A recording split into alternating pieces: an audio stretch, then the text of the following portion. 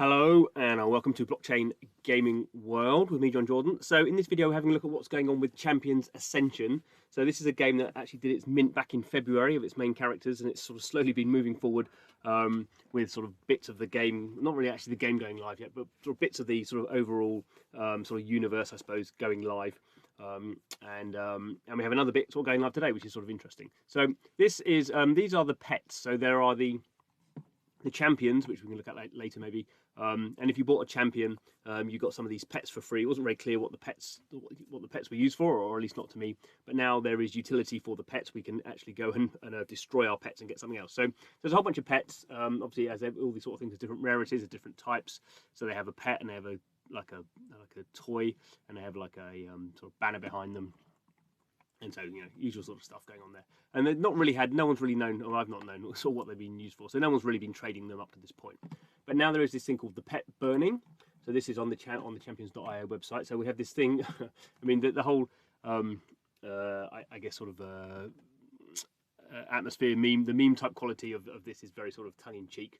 I think actually the developer Jam City has done quite a good job of sort of positioning this. It feels, I mean, they're a proper sort of mobile free-to-play game developer, so they're a proper sort of professional dev team. So maybe you'd expect them to be a bit more focused than some of these other teams, but they've done a good job, I think, here, and they have their own sort of lore and everything. So what's going on here? So basically, this resets every day, and so this is the current sort of recipe. So you have to have, so you basically bait.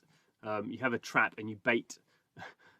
You put your bait into the trap, and then the trap will basically get you a new sort of sort of pet we can have a look at. So if you see here, this resets every day at 5 p.m. Pacific time. So we can get a Cramster, we get 15 points. If we have a Whisperer's Ear as a toy, we get 10 points. If it's sociable, we get 5 points. And then there are, if it's a 2 trait or a 3 trait. So basically what you're doing here is these things you were given for free, which you could have sold, but you know, no one really bought them because they weren't very valuable. And even now, they're sort of, you know, they sell for like $50. They're not like super expensive. But basically, you build up these points, and then you're setting your trap, and then hopefully you're going to go and catch something. So you need a certain amount of bait, a certain amount of a certain percentage filled up before the trap can sort of work. And obviously, the higher the more sort of points you get, I guess the idea is you're increasing the likelihood that you're getting a good, you're going to trap something good. So we can see here, if we go back to the Twitter, let's see, I did see this somewhere. So this is what you're getting here. So someone's saying the first ever Beadol minted. So he's just got rid of his Cramsters, and he's got this sort of demonic sort of pet thing. So basically, it's just, you can see it's the same sort of setup. There's a toy, and there's a sort of a banner here, but this is a different class, and it's all based around Halloween, I suppose. So that's what's going on here. So we're going to get probably something like that, I assume. But it is also sort of interesting that, you know, lots of projects where you've got airdrops. They give airdrops to stop people sort of selling the original NFT. But then, of course, as soon as the airdrops sort of come, people then sort of sell the whole thing off. So these sort of, I think we're moving to a situation where you get airdrops. Then the airdrop is sort of useful in and of itself, so you can sort of burn it to create something else. We've also seen that with Digidai Gaku at the moment. But also, what you're doing is you're not just giving people, the airdrop is not sort of sufficient in and of itself to get the best reward. So in this case, you know, people who bought at the beginning of, bought the main NFTs at the beginning in February, got a whole bunch, got more pets than people who had just bought them sort of later on, traded them later on. But you know, obviously, the higher you want to get more points to get the better rewards. So in this case, people might be, and clearly are, spending. They are buying more of these pets in order to get better rewards. So you have this situation where some people can just sort of sell it off and make some money. You know, if you can see here the price has gone up. It's over the last 7 days. So you can see here the price was 0.009, and then when this burning started, you can see the price has gone up to, you know, the price has sort of tripled. As you know, it's not massive amounts. I mean, it's 81 sales there, 95 sales there. So you know, on a daily scale, it's not enormous, considering that, you know, there is a how many have we got? They're going to tell us. There's 22,000 of these, so on.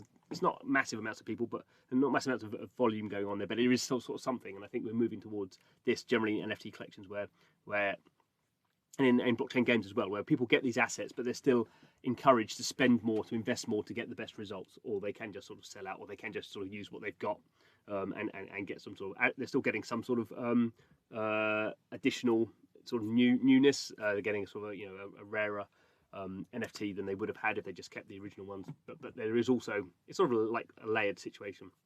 If people who are really into the game or the project, if they want to invest a bit more, they can get something sort of really good out of it.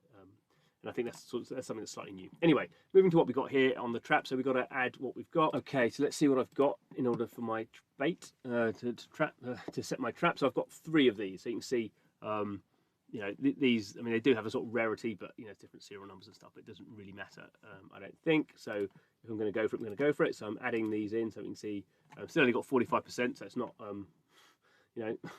not really at the high level, but let's see what we get. So basically, I'm going to burn these, so that just means these NFTs are going to be sort of not active anymore. They're going to get sent to a wallet address where no one can recover them, and then at some point I'm going to see what I'm going to get. Obviously, I'm going to have to pay a it's going to be an Ethereum transaction, so I'm going to have to pay a gas fee to do this. Oh dear, and that's what happened. I didn't catch a beadle, but my pets have been turned into suppurating pet ash. So well, that's not the outcome I was expecting. Maybe it would have been sensible for me to spend a bit of money and buy some more to get it over. I did wonder if you should get it over 45, get it over 50%. Anyway, so that's what's happened there. So not so good, I suppose. But this is what happens, I suppose, with blockchain. I've got some suppurating pet ash. I don't know what that actually means. I mean, obviously it is an NFT, so I guess that's sort of useful for something. I don't know. We'll have to find out later on. But I guess this is sort of what blockchain's all about. Yeah, there we go. Come back tomorrow and burn another pet. So I can't do anything now. I mean, I do actually have some other pets. Where's it going to be in here? So maybe I will be sort of luckier tomorrow.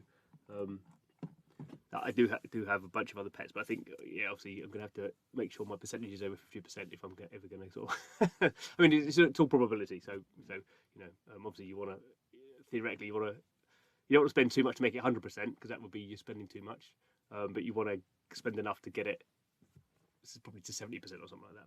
Maybe that's what I'm thinking. Or of course you just wait and wait for someone to sell their the resulting Beadol onto on OpenSea, so you can just buy it then and not worry about it at all. But part of the fun of blockchain, I think, is sort of doing these things and finding out how it works. So anyway, there we go. Thanks for watching the video. Please subscribe.